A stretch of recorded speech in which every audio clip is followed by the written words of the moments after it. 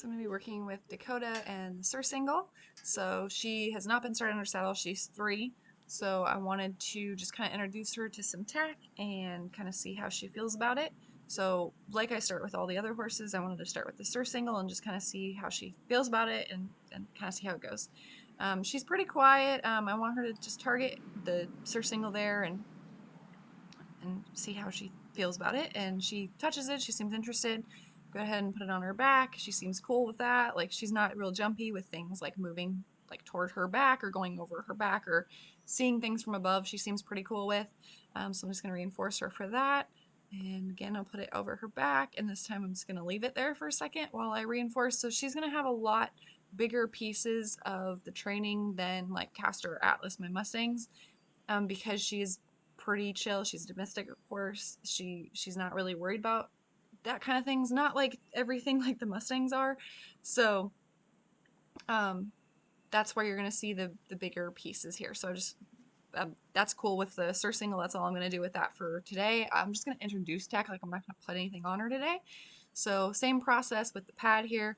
I just have like a little like pony pad. I'm just gonna let her touch that and then throw that onto her back and then click and feed while it's on her.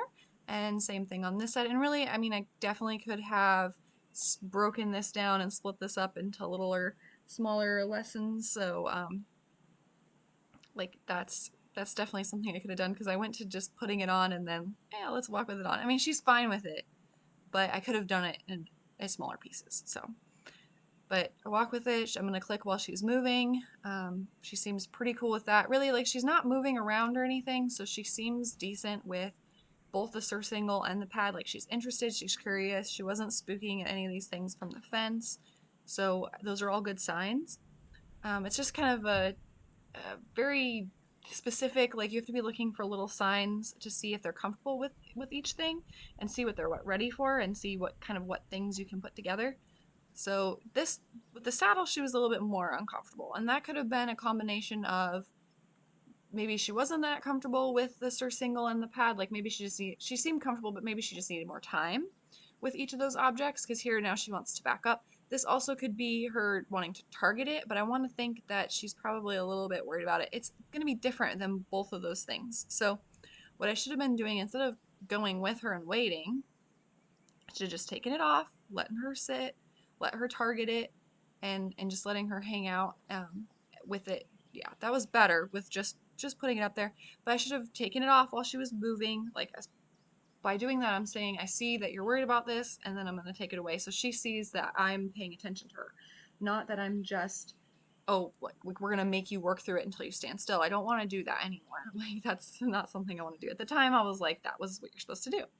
So I should have just held it, let her target it, and then just worked on moving it up toward her back, like I did with Castor in his series, and then setting it gently on her back. So again, I'm just going too fast and breaking off too big of a piece for her, and she just is not super comfortable with it. That's where you get all this movement from. So again, I get really stuck in the trap of, oh, she's really well bred, she's supposed to be quiet, and she's just kind of expecting her to be okay with all these things. Like, yes, those things are true. Like, she is bred to be quiet, but she's a horse. She has feelings about things, and I need to be aware of them and like honor those thresholds. I don't want to just blow through them and just like oh, it's fine. Like she's supposed to be okay with this, even though you could have the best well-bred horse in the world.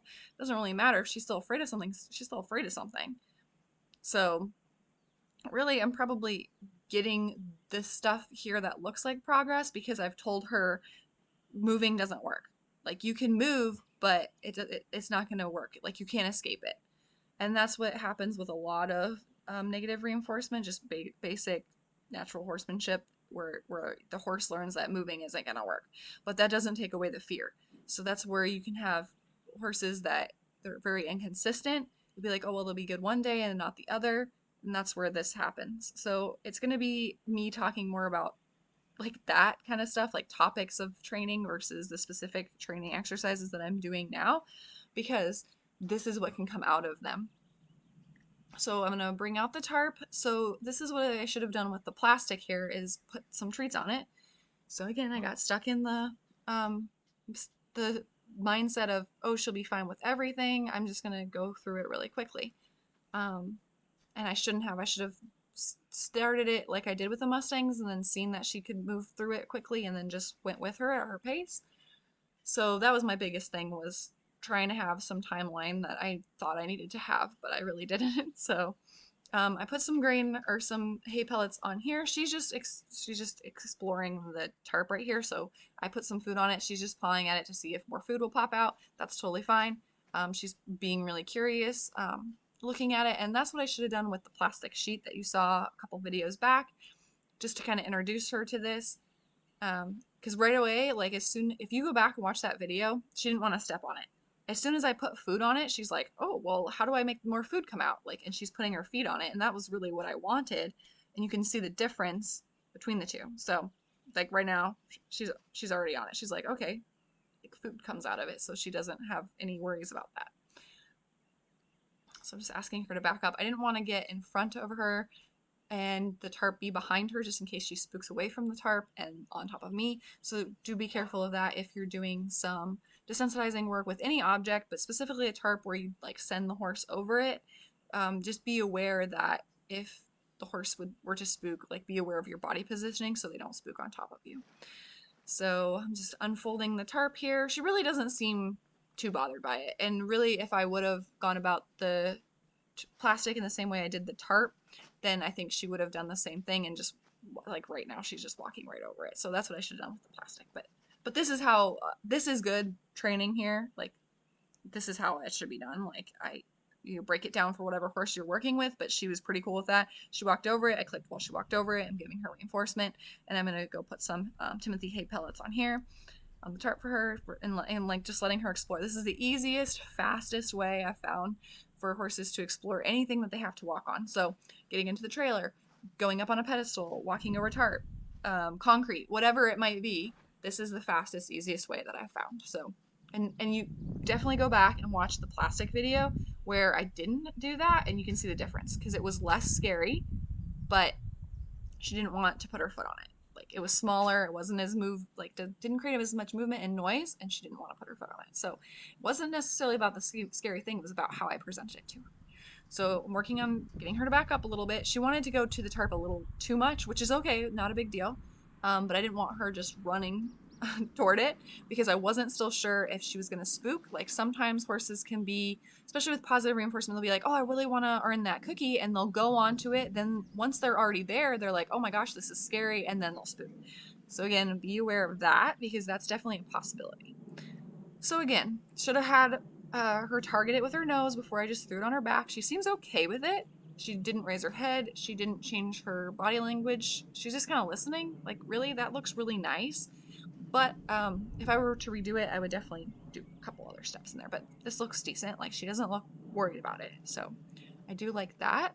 I do like to do some tarp stuff. It kind of just gets them used to like seeing what my legs would look like, seeing some movement and some noise, and getting her used to kind of what a winter blanket would look like, or a sheet, or whatever you're going to put on your horse.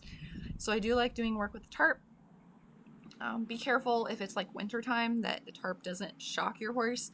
You might have to put some fly spray or like some show sheen on them so there's no static, because you don't want your horse to get shocked and then have a bad experience with the tarp or the blanket or whatever inadvertently. So you just don't want that. But she looks really good here actually. These are pretty big chunks for most horses. For her, she seems pretty good. Like I'm just putting it on, giving her a treat. She's handling it quite well. She doesn't look shut down. Her ears are moving. She's looking around like she's participating. So this looks pretty good. I would caution that this is probably not for every horse. Most horses are probably going to be a little bit more wary of the tarp. She looks really good, and it's kind of flapping in the wind. I really like that. She saw it kind of move, and she just kind of stopped and was like, okay. I'm gonna pull it off of her. Yeah, it looks really nice actually. I don't mind any of that. And also be aware of the direction the wind is blowing because that could help or hurt you. I would try to do a day when you're introducing the tarp where there's not a lot of wind so that you kind of set up for success. When it's blowing around, it just looks scarier. There's more movement, there's more sound, but be aware of what direction the wind is going because it might blow towards your horse and scare them. So just be aware of that. I just kind of unfurled it a little bit, unfolded it, and then just put it back up on her, kind of mimicking like a winter blanket. This looks really nice. Don't really have any problems with that. Let's see if she'll move a little bit with it on her back. She might be a little stuck. She's probably not used to moving. I probably should have clicked and fed that just little step there. She's probably not used to moving with stuff on her back yet, so this is a good way to get her used to that, get any horse used to that. So we're looking decent with the tarp, and she doesn't seem to worry about it moving and me picking it up or anything like that. I'll let her follow it a little bit, which I definitely could have started off doing. She was showing me all the signs that she wasn't that worried about it. If your horse is worried about it, definitely letting them follow it is going to build their confidence. They're the one chasing it, the tarp's not chasing them, so they can build some confidence by following it. So that is important. I'm going to have her send out on the circle here. She looks better with that too. And then I just kind of want the tarp to kind of follow next to her. I want to try to keep that not in a chasing position, but in a following position. So not really like behind her hindquarters, but kind of next to her shoulder area.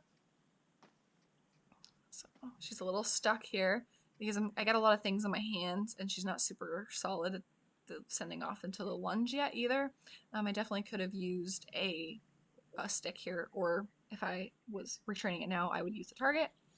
But you don't want to use the tarp to get the horse to go forward because you want the horse to be okay with it and not be using it as something to scare them into going forward. So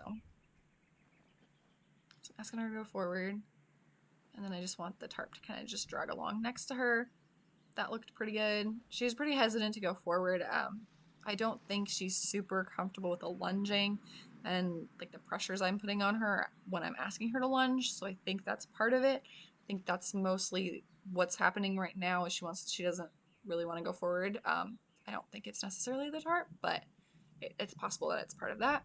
So then the last thing I'm going to do with her in this session is work on a little bit of mounting. So I'm just going to stand up on the block, do a little bit of leaning over. Again, she's not super comfortable with that.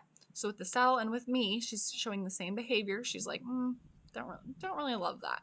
She's accepting of it, like she's not super scared and like snorting and looking at like picking her head up and looking at you weird, but she's just like, I'm not really comfortable. So again, those little tiny signs that she's not comfortable with this that we need to pay attention to. So I could have spent definitely a lot more time just standing on the block because originally what you just first saw was me standing up there and then leaning over her immediately. So she wasn't okay with the leading, she was okay with the standing. I need to work on just the standing first. And I wouldn't go ahead and recommend sending her back up there like I just did with the lead rope. I want to pay attention to those no signals, like she's not comfortable with this.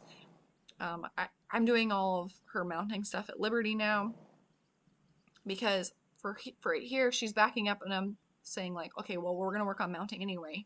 So I'm going to pressure you until you come up here. So she doesn't really have any control or say in the matter. She's just going to do it anyway. And that can build a lot of resentment in horses for sure.